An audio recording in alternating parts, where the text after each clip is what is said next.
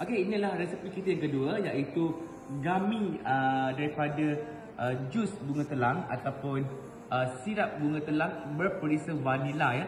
Okey, bahan-bahan yang kita perlukan: cordial yang berperisa vanila, tepung jagung yang telah disangai, dan juga gelatin. Gelatin tu make sure daripada sayur-sayuran dan juga ikan sahaja yang kita gunakan ya.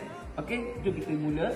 Ambil satu botol cordial, kita masukkan ke dalam periuk. Kita panaskan. Okey. Sebelum tu gelatin kita gunakan 9 sudu. Okey, yang kita telah rendamkan bersama dengan air bunga telang tadi ya, cordial tadi ya. Okey, kita biarkan dia dikembang seperti ini. Kembang, barulah kita masukkan ke dalam lebihan dia tadi. Okey, kita panaskan dia dulu. Panaskan.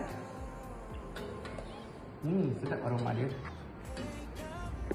Kita panaskan sehingga mendidih, barulah kita masukkan gelatin kita yang kita rendam tadi ya.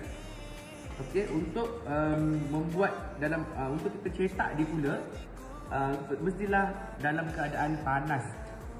Okey, dia dah mula panas. Okey, dah mula panas, dah mula menggelegak. Okey, kita kecilkan api. Okey. Barulah kita masukkan gelatin kita tadi. Kita punya cordial dah mula memanas, dah mula panas. Kita bermasukkan kita punya gelatin kita tadi.